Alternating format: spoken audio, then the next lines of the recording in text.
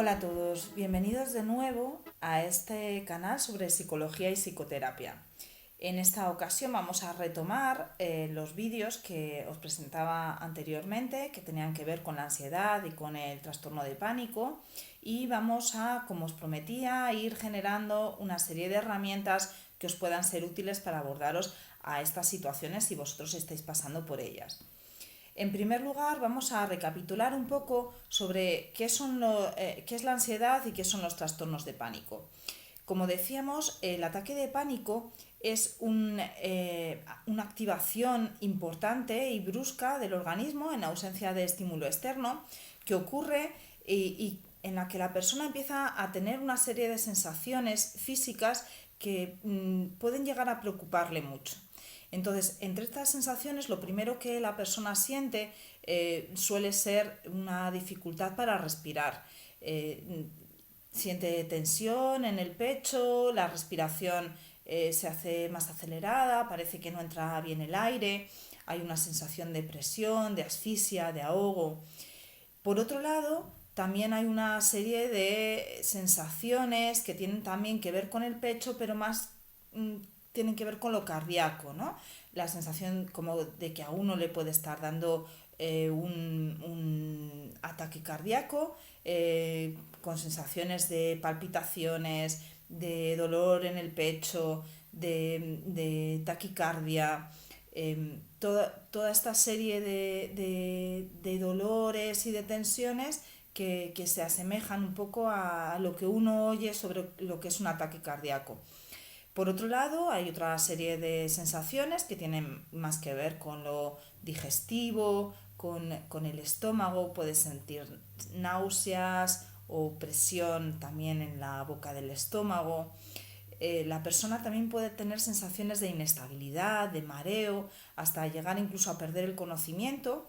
Y todo esto, que serían las sensaciones físicas, que también podemos destacar, por ejemplo, sensaciones a nivel muscular, que pueden ser temblores, espasmos o sensaciones de adormecimiento de determinadas zonas del cuerpo en las que se pierde la sensibilidad. Todo esto puede ir acompañado de una serie de interpretaciones y de emociones que la persona tiene más a nivel psicológico. Entre ellas estaría una sensación a veces de despersonalización, que es de dejar de sentir como la continuidad y que uno es uno mismo, dejar de perder un poco el sentido de la persona. Y por otro lado, de desrealización, que es empezar a cuestionar que lo que está viviendo, que la situación en la que está sea real. Y aparte de esto puede ir aparejado o no a sensaciones de miedo, a perder el control, a volverse loco, a tener un ataque de cardíaco o a morir, a tener una enfermedad grave. Que, como digo, estos miedos pueden estar o no. A veces la persona no experimenta estos miedos y simplemente tiene una preocupación. Esto no sabe darle una explicación de que está de por qué pasan estas cosas en su cuerpo, puesto que no se asocia a ninguna situación particular. No es como si veo un perro y me da miedo o me da miedo conducir. No es algo tan específico. Realmente surge de una manera muy en específica. ¿Qué podemos hacer con todas estas situaciones? Como decíamos, en primer lugar, muchas veces no viene mal una revisión médica y muchos de vosotros, si experimentáis ataques de pánico, ya habréis ido probablemente al médico y os habrán dicho que no hay ningún motivo de preocupación física y que probablemente pues estéis pasando por un periodo de ansiedad, de estrés y que os convendría hacer una interconsulta con psiquiatría o con psicología. Descartado ya una preocupación médica, el siguiente paso sería abordarlo desde este punto de vista psicológico. Para ello es muy importante primero que entendamos cómo se produce y cómo evoluciona la respuesta de estrés y de pánico en el organismo. La respuesta de estrés en el organismo es una respuesta que lleva una curva que alcanza un pico de un máximo de sensaciones y que si la persona no escapa de esa situación y permanece el tiempo suficiente, el organismo no puede soportar esa activación tan elevada y van a ir bajando los neurotransmisores, las hormonas, todo el sistema que activa estas sensaciones y estas respuestas van a ir volviendo a una línea base en la que la persona vuelve a un estado normal, podemos decir. Entendido este mecanismo, vamos a ver qué herramientas podemos utilizar para irnos enfrentando a estas situaciones de pánico. En primer lugar, yo recomendaría una toma de conciencia. ¿Esto qué significa? Vamos a ir observando en qué situaciones estoy sintiendo el ataque de pánico. Primero, ¿en qué situaciones ocurre? Esto es muy importante para saber si existen algunas situaciones que tienen algunas características comunes y que puede ser que sin nuestra conciencia los ataques de pánico, estas sensaciones se estén precipitando en esos momentos. Este sería el primer punto, pero también hay otro. ¿Qué estoy pensando? Estoy pensando que me voy a volver loco, que esto es intolerable, que no puedo estar así, que esto tiene que cambiar, me estoy culpabilizando, me estoy enfadando conmigo mismo.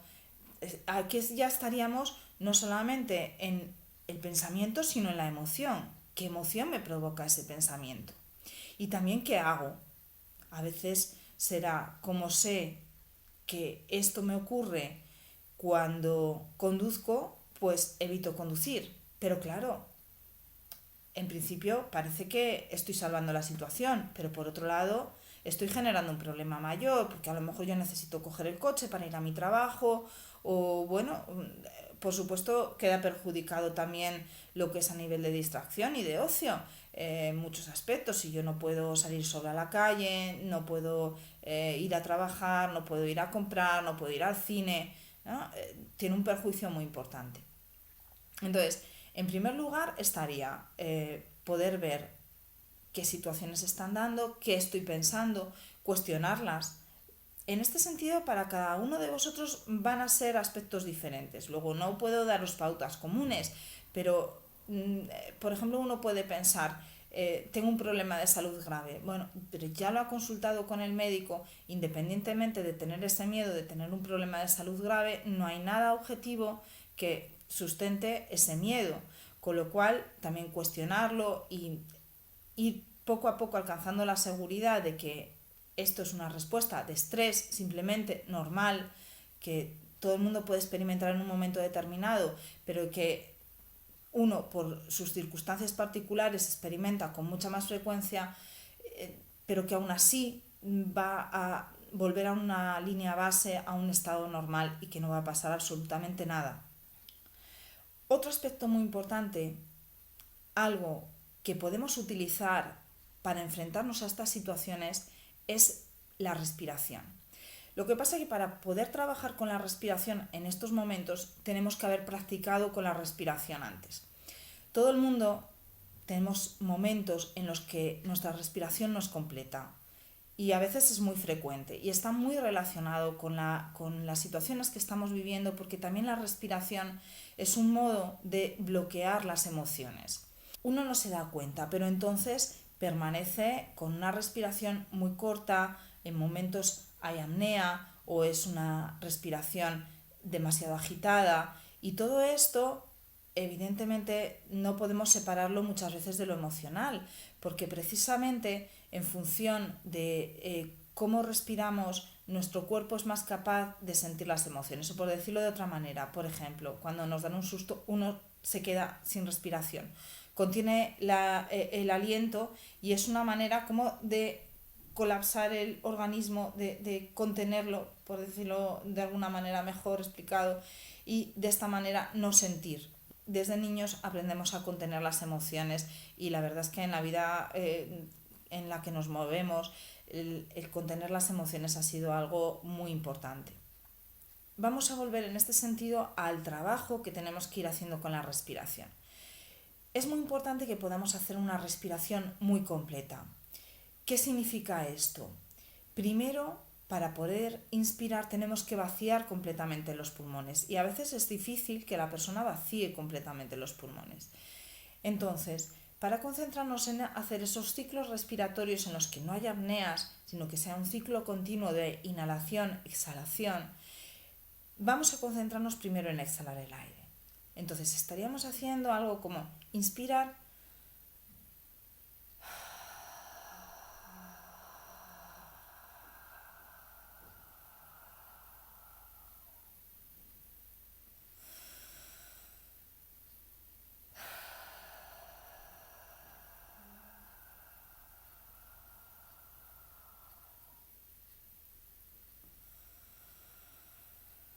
como veis, exhalo completamente el aire de los pulmones. A veces es cuestión de hacer un esfuerzo para que realmente todo el aire salga y simplemente soltar para que el aire entre en su máxima plenitud y vuelva a hacer este ciclo que podamos irlo repitiendo. De esta manera, con esta respiración, lo que vamos consiguiendo es activar el sistema nervioso parasimpático.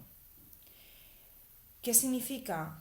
Cuando las respuestas de activación se producen en el organismo, lo que se activa es el sistema nervioso simpático y el parasimpático contrarresta el efecto del sistema simpático. Son sistemas opuestos, complementarios también a la vez. Activando este sistema parasimpático vamos a conseguir que todo nuestro ritmo cardíaco se estabilice. Estamos trabajando con esas sensaciones, con la respiración que teníamos. Vamos a relajar nuestra musculatura y vamos a entrar en una situación de relajación, que es justo lo opuesto a esa situación de picos de estrés y de pánico que podemos estar experimentando. Obviamente esto hacerlo, dejarlo para el momento en que tenemos la situación de pánico, es difícil que funcione. Por eso también es importante este trabajo con la respiración, todos los días dedicarle unos minutos al menos para poder ir trabajando con ella.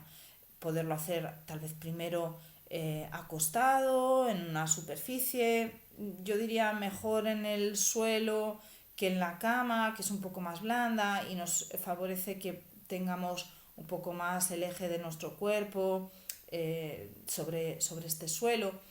Y que así podamos irlo practicando para que en el momento en que surjan estas situaciones lo podamos ir utilizando.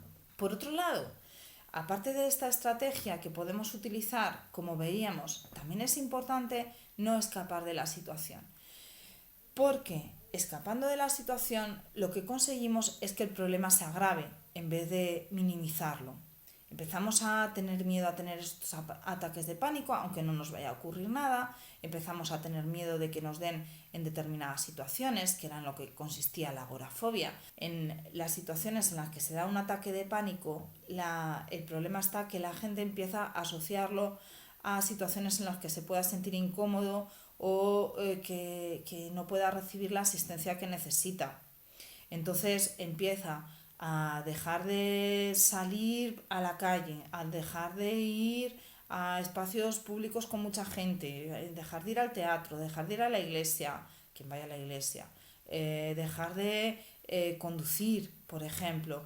Puede generalizarse situaciones de estar pasando por un puente o de situaciones de ir en un ascensor o de un túnel, ¿no? Son distintas situaciones, o estar esperando en una cola. Entonces, claro, si evita la persona todas estas situaciones, agrava las circunstancias o las repercusiones de estos ataques de pánico en su vida. También empieza a depender a veces de tener a gente cercana, dañándose las relaciones sociales porque no ve a los amigos, las relaciones de pareja porque la pareja tiene que estar excesivamente pendiente de la persona y empieza a haber conflictos. Las relaciones con los hijos porque entonces la persona no puede irles a ver a las fiestas del colegio.